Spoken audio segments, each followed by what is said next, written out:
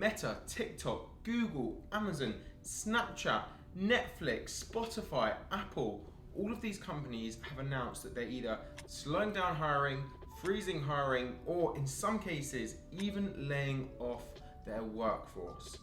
And why is this happening to the tech industry in particular, and what does this mean for the creator economy? In this video, we're going to find out exactly that. Alphabet, Microsoft, and Meta announcing laying off. The company plans to lay off. The layoffs. Major layoffs. Poised to lay off. This is a very difficult decision. Tough decision. It was, one of the hardest calls that I've had to make in the 18 years of running the company.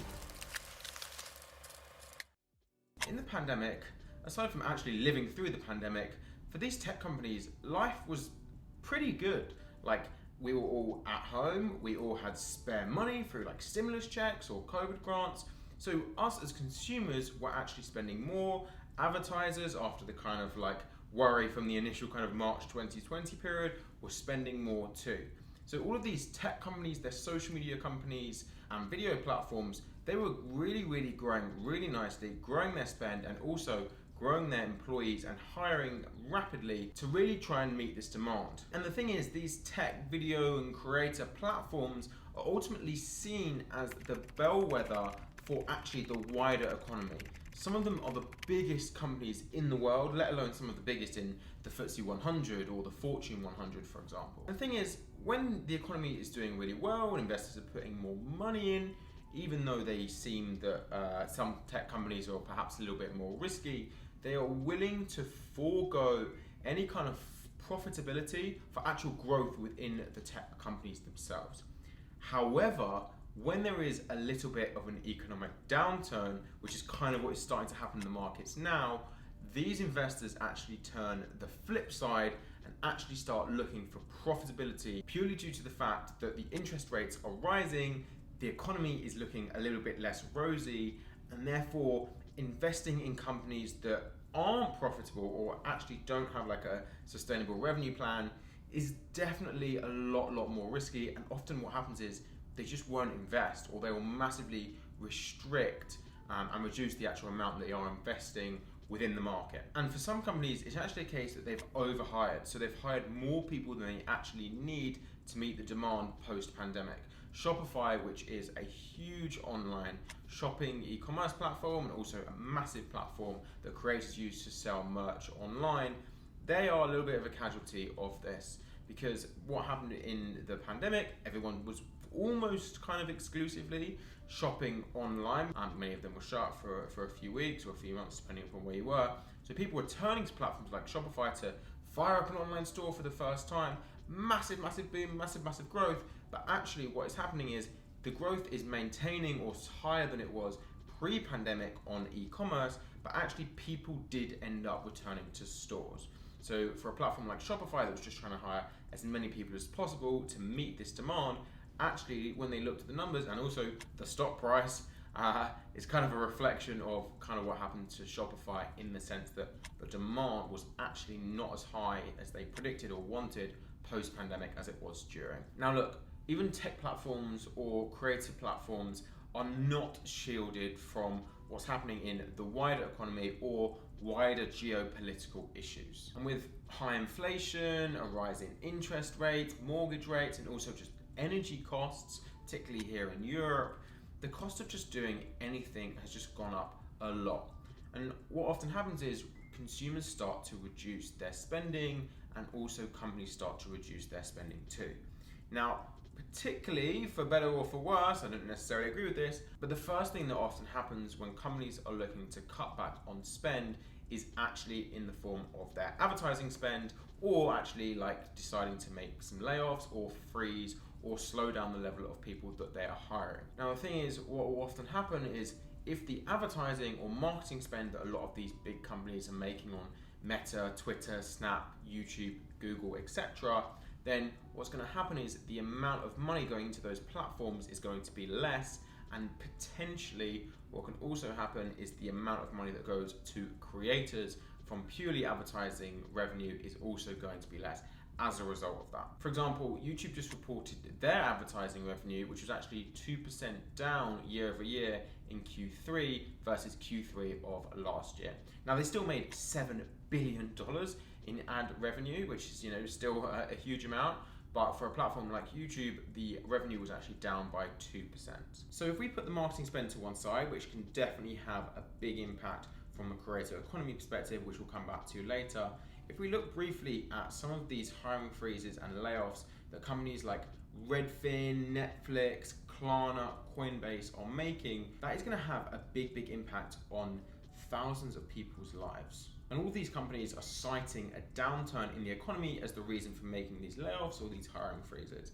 And even Sundar, the CEO of Google, has presented a little bit of a gloomy outlook on the economy. So all in all, a lot of these platforms are making big changes to their workforce or slowing down the pace of the hiring that they'd already planned for. Now, while YouTube and Google have not necessarily announced any layoffs, only that they're slowing down the pace of hiring, other big platforms within the creator economy have not been so lucky, unfortunately. So we've seen with companies like Snap that a big proportion of their workforce is going to be made redundant for projects that are not core. We've seen that TikTok's owner, ByteDance, is also going to be laying off thousands of employees as part of their restructuring. And we also saw last week that Meta, which owns platforms including Instagram, Facebook, and WhatsApp, has also announced they are going to lay off 11,000 people worldwide. So what does this ultimately mean? Well, a hiring freeze and slowing down the pace of hiring is often the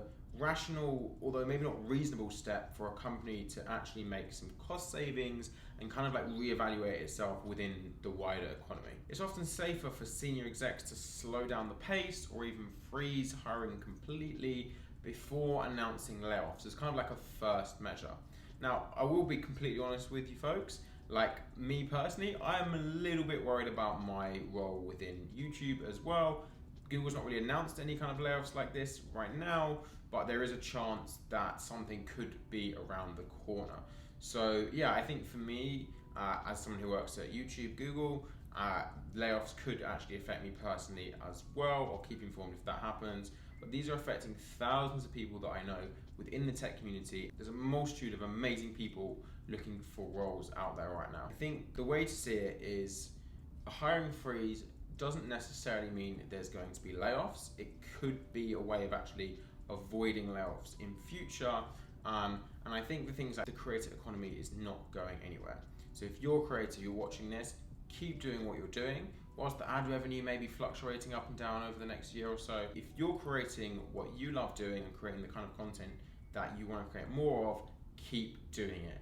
None of that should change as a result of this news. This is just a way for companies to rationalize their costs, make some cutbacks so they can kind of keep going and weather the storm within this kind of weird, turbulent economy and potential recession that we are kind of finding ourselves in. So while hiring freeze can seem at first glance like a really bad thing for a company, it can, as an employee or someone who's looking for a role, actually provide you quite a unique opportunity too. Often some of the best businesses and startups that we know and love today were started and founded and actually started to be really successful when there was a recession, just like some of these companies. Now, whilst many of these creator economy platforms and tech companies are freezing roles or slowing down hiring, there's one thing that is for certain.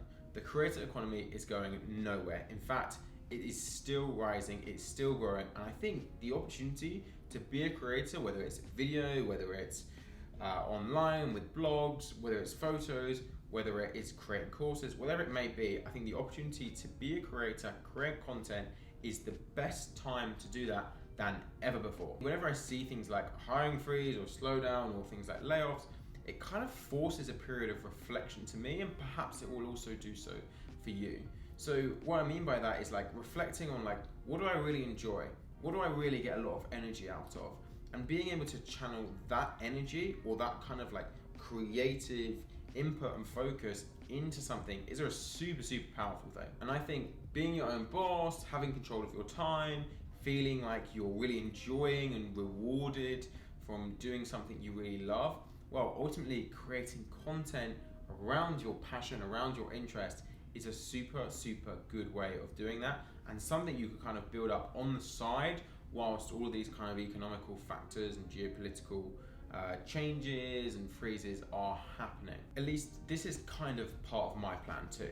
Like, there's definitely a trend towards more people creating. Like, in the last couple of years, 85% of Gen Z have posted online.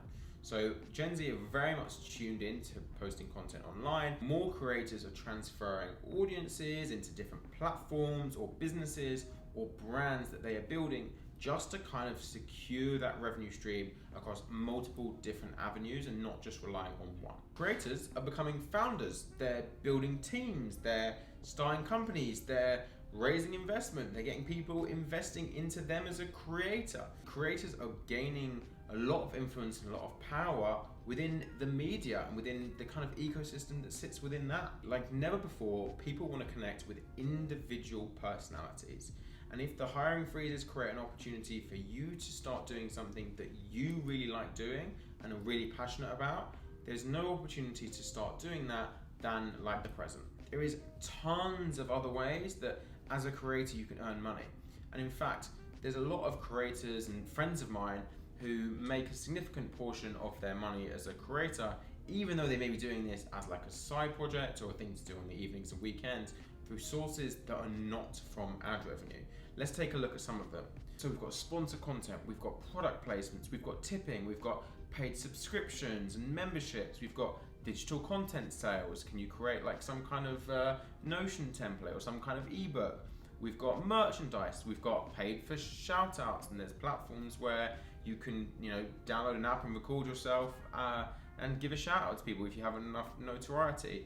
Live and virtual events, going to speak on stage, VIP meetups, premium content, books, ebooks, newsletters, some kind of like subscription for a newsletter. Is there some service that you can sell with fan engagement or coaching or consulting or speaking engagement? The big trend we're seeing is that there's more creators creating more content, earning more money, and becoming more diversified in their revenue streams, and being funded by the audiences, the brands, the advertising and creator platforms, from investors, and so much more. Now look, if you want to become a creator and start doing that on the side, then that's great. Something I'd highly encourage, it's something that I'm doing too.